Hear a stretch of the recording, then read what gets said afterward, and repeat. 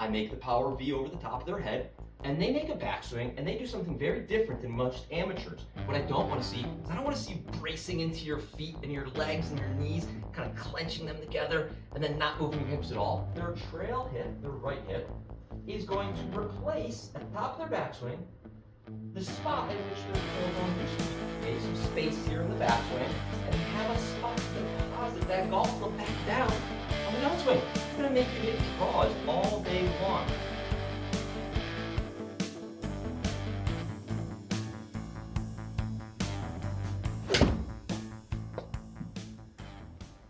What's up, guys? Coach ScottYurgzGolf here. Today, we are going to talk about what all great ball strikers do. They all have what I would consider the power V. Today, you're going to learn what that is, what it looks like, how to do it, and why you want that power V so you can start hitting better golf shots. Let's do it. All right, now, before we start talking about the power V, one last thing for you to do. Number one, hit subscribe. 2, comment, like the video. That's all very helpful for me. And the most important thing, go get your free golf lesson. We're launching a website, ScottYurgzGolf.com. You can go get yourself a 7-day free trial. Won't cost you anything at all. You can cancel whenever you want, but you will get a free golf lesson from me, Coach Scott. It's going to help your golf game out a lot. We've already had a lot of people join. It's going to be great. It's a whole community of golfers where we chit-chat, talk about golf swing, short game putting, on-course management. We're going to have a monthly Zoom call so you guys can interact with me a little more freely. And most importantly, you will get the chance to send me unlimited practice videos of the things we work on in your monthly lesson. So if you've ever wondered if you're doing something correct or you're doing it poorly, guess what? You jump on the app, you send me the video, you get better. It's as simple as that. Now guess what? Let's talk about the power V. The power V is very simple. When you set up to the golf ball, from both ankles, can you make 2 lines that go all the way straight up above your head that meet somewhere in the middle? There's your power V. When you hit a golf ball, the objective is to stay inside that power V. Now there's only a few ways to do that, right? So if I were to set up to this golf ball and immediately started turning my hips and loading into this trail leg, what do you notice? I've moved laterally, I'm outside the power V, and I've moved my center, so the center of my pelvis, the center of my chest, I've moved everything backwards. That is going to make things really hard when I try to come into the golf ball to hit it. I'm going to have to move extra far.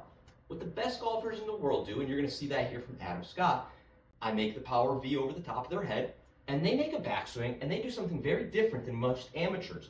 When they make a backswing, their trail leg starts to do something a little bit different. Instead of loading into that trail glute, keeping that right leg flexed the most, bracing into it, what they're actually going to do is they're actually going to start to let that trail leg extend a little bit. And they're going to let that right hip work up and back. Not just up and back, and in. So it's going to keep your hips inside of the power V. What you're going to find is if any part of you moves outside the power V, the rest of you is going to move too. So if your head moves outside the power V, your hips are going to move outside the power V. That's a recipe for disaster. That's basically how you go and shank golf balls all weekend. So what I want you to do is I want you to take a look at that swing of Adam Scott. Watch how his trail leg extends up, back, and in.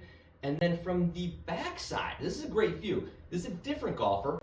What you're going to notice is from the backside, their trail hip, their right hip, is going to replace, at the top of their backswing, the spot at which their tailbone used to be. So kind of like, if you look here, my belt loops are directly at the base of my spine. At the top of my backswing, my right hip is going to replace that same exact location. The worst golfers, they do it the exact opposite. So what they do is they take their right belt loop and maybe they just extend their trail leg and their right hip moves to the trail side, so it works backwards. Maybe they don't move it at all and they just slide and shift. That's bad. We don't want that. So your job is, how are we going to make that work for your golf swing? And I've got 2 drills for you. Here's the first one. So the first thing I want you to do, if you have the ability to do so, grab yourself an alignment rod. Put it into the turf or the ground. Just do it in your backyard. Doesn't matter. I've got this cool little contraption here that puts it on an angle for me. The angle's not all that important. Really, I just want you to feel like that stick is in line with your trail leg, just like this, and you're going to make some practice swings. And when you do it, I want to see, can you create some sort of small gap there between your right hip and this alignment rod? So let's make a couple practice swings now and see what that looks like. That's what I want to see. I want to see that small gap there. What I don't want to see is I don't want to see you bracing into your feet and your legs and your knees, kind of clenching them together and then not moving your hips at all. I don't want to see you bouncing your hips into that stick either. I don't want to see a lateral shift in your golf swing. It's not what we want. I want to see that right hip move up, back, and in. That's going to create that gap that we're looking for. What it's also going to do is from a down the line view, it's going to create all this open space for you to swing the golf club, right? If I don't turn my legs and my hips and I stay very flexed, from a down the line view, what are you going to notice? There's not a lot of space to maneuver the golf club here. Your job is to make that power V from a face-on view, create some space here in the backswing, and have a spot to deposit that golf club back down on the downswing. It's going to make you hit draws all day long. It's going to look something like this. So take your time with it. Gap. Fire it through. Let's do it again. And you can take your time with it. Go slow. I would advocate for you to go really slow. All right, that feels like a pretty good gap there. Excellent. That's what I want to feel. That ball just drew on me. That's a good thing. What it's going to feel like if you do this wrong, here we go. I'm going to feel like I squat more, my hips bump more laterally. We don't want any of that. We want to make sure, as we get the club up to the top, we've created some space there at the top, so we can come on down, hit these beautiful little baby draws. Now, I'm not even trying to hit these far. These are all going, you know, there's a pitching wedge, 120 yards, 130. I'm stopping at the top. When you practice this stuff, do yourself a favor. You got a high-speed camera in your pocket. Go ahead, videotape this thing. It's very easy to see if your hips are going side to side. Are you creating a gap here? And most importantly, take a peek at where you are at the top and pause. Just relax. Ooh, feel that. I want you to feel what it's like to do it correctly. Even if you hit the ball really poorly, you need to feel what it's like to get your hips to move up, back, and in, specifically this trail one, at the top of your backswing. That's going to make you a better golfer. All right, now the second drill is this. Now, I took pretty much everything out of my training bag here, and I've got a bunch of different tools, right? So I've got a wedge, I've got this purple thing, I've got this wedge here, I've got a block of wood.